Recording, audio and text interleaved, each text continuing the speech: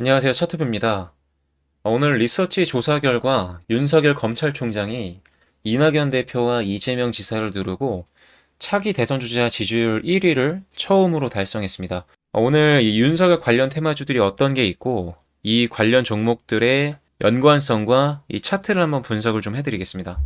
덕성은 그 이봉근 대표이사와 김원일 사회이사가 그 윤 총장과 서울대학교 법대 동문이라는 것 때문에 현재 좀 대장주로 편성이 되어 있고요. 덕성 같은 경우에는 2015년도에 급등이 한번 크게 나왔었던 종목인데 지금 한 거의 4년, 5년 만에 다시 한번 주가를 끌어내리고 이 정도 가격대에서 한 매집을 진행한 이후에 다시 한번 주가를 끌어올리는 모습을 좀 보이는 것 같습니다. 기존의 이 매물대 자체도 거의 4년, 5년 정도라고 하는 시간이 지났기 때문에 물량을 어느 정도 좀 털어냈을 가능성이 높고요.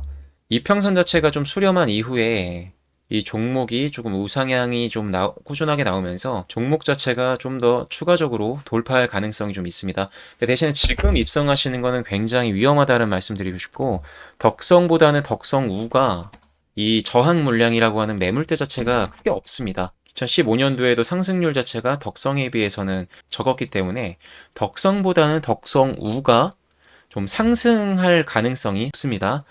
대신에 우선주는 항상 매매하기엔 리스크가 굉장히 크다는 부분 인지해 주시면 좋을 것 같고요.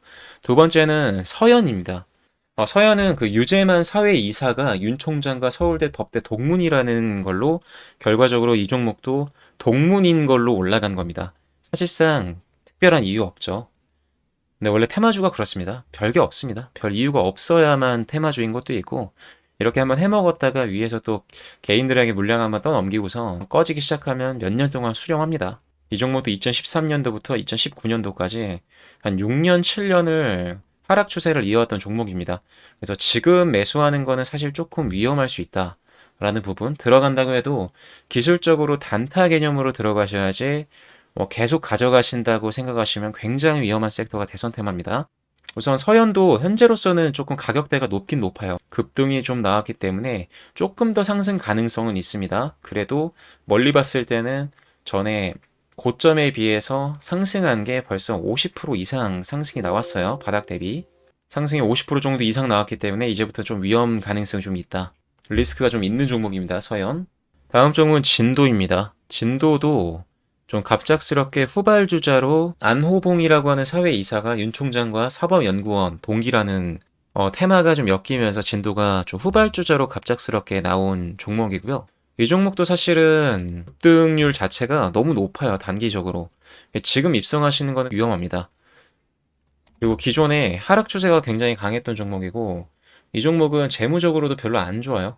매출액 자체가 계속 떨어지고 있고 영업이익이 마이너스로 돌린 회사기 때문에 역시 딱 테마주로서 이게 한 400억 정도 하는 시가총액 지금 500억까지 좀 오르긴 했는데 굉장히 낮은 시가총액을 좀 이용해서 하나의 그냥 테마로 형성시켜서 주가를 끌어올리는 하나의 작전주라고 보셔도 될 것 같습니다. 원래 이 대선 테마주 자체가 굉장히 재무적인 거나 별로 좋지 않습니다. 종목 자체가 굉장히 가벼운 종목들을 이 테마를 엮어서 급등을 줬다가 개인에게 물량을 떠넘기는 형태이기 때문에 진도도 역시 그렇게 좋은 종목은 아니지만 그래도 상승률 자체가 단기적으로 거의 80% 정도 상승을 냈던 종목이에요. 그래서 조정 이후에 윤석열 관련주가 한 번 더 슈팅이 나올 수 있을지 진도를 통해서도 한번 보겠습니다. 근데 저는 개인적으로 좋아하는 종목이 러셀입니다. 러셀은 이 권순옥 대표라고 하는 분이 이 충암고 동문이라고 해서 이번에도 그 동문 관련된 테마주입니다. 바닥을 점점 이렇게 끌어올리면서 중요한 전고점을 최근에 돌파를 한번 나왔고요. 돌파한 이후에 뭔가 위로 뚫으려고 하는 모습들이 계속 보여주고 있었습니다. 파동 자체가 굉장히 좀 일정하게 움직이기 때문에 매매하기 정말 좋은 종목 중 하나가 전 러셀이라고 좀 보고 있었습니다.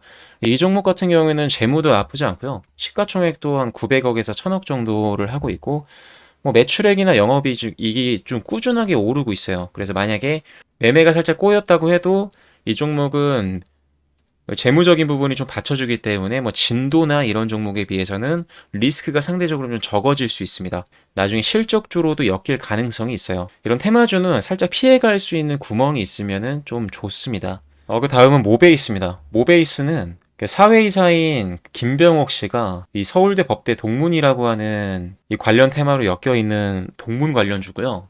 모베이스 전자 같은 경우에도 사실 시총이 굉장히 낮습니다. 지금 현재 한 800억대이면서 사실 여기는 매출액이나 영업이익이 상당히 좋아요. 그래서 기존의 덕성이나 서현, 뭐 서현탄 메탈, 뭐 진도, 러셀 같은 종목들이 좀 앞서 움직였었던 윤석열 관련 테마주라고 한다면 모베이스나 모베이스 전자 쪽으로 수급이 한번 쏠려서 급등을 줄 가능성이 좀 있습니다. 그래서 이 종목은 아직 매매하기엔 굉장히 좀 부담스럽지 않은 자리입니다. 그래서 후발주자로 언제든지 이 대선 테마는 대장주들이 바뀔 수 있어요. 쉽게 바뀌진 않겠지만 아직 바닥권에서부터 올라갈 가능성이 좀 많이 높은 종목으로 모베이스와 모베이스 전자를 좀 볼 수 있겠습니다. 여기는 사실 영업이익이나 매출액도 나쁘지가 않아서 그래서 언제든지 나중에 좀 급등 가능성이 있는 종목으로 모베이스와 모베이스 전자 말씀드리겠습니다. 서현 탄메탈은 그 서현의 자회사라고 보면 되고요. 그 서현이 현재 지금 대주주입니다. 그래서 거의 37.5%라고 하는 대주주 비율을 갖고 있고요. 현재 중요한 가격대를 돌파한 이후에 최근에 또 상승이 좀 크게 나왔고요. 지금 바닥 대비 거의 지금 220% 정도 상승이 나왔던 종목이고, 그래서 만약에 지금 여기까지 보았을 때 매수를 하고 싶은 종목이 있다라고 한다면 모베이스나 모베이스 전자를 매매를 하는 게 좋을 것 같고요. 태양금속이나 노루페인트 같은 경우에는 거래량이 너무 없고 변동성이 너무 없습니다. 그래서 확실하게 좀 중요한 파동이 나오는 게 아니라고 한다면 신규 매수를 하는 게 조금 위험할 수 있고요. 신규 매수를 하는 것보다는 어느 정도의 좀 거래량이 들어왔을 때 들어가시는 것도 좋을 것 같습니다.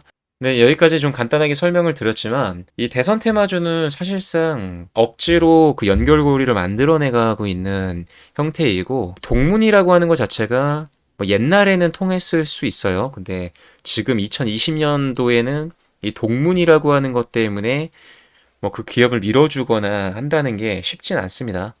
그래서 이게 하나의 그냥 대선 테마로서 이 상징적인 주가 움직임이기 때문에 매매를 하실 때 이런 리스크를 확실하게 좀 인지를 하시고 매매를 하시는 거를 바라고, 너무 많이 급등 나온 종목들은 이 주식이라고 하는 게 상승이 있으면 언젠간 하락이 옵니다. 그래서 어느 정도 하락이 나왔을 때 기술적인 반등을 보고 영매매로 좀 접근하시는 것도 좋을 것 같습니다. 그럼 지금까지 윤석열 테마주를 알아봤습니다. 시청해주셔서 감사합니다.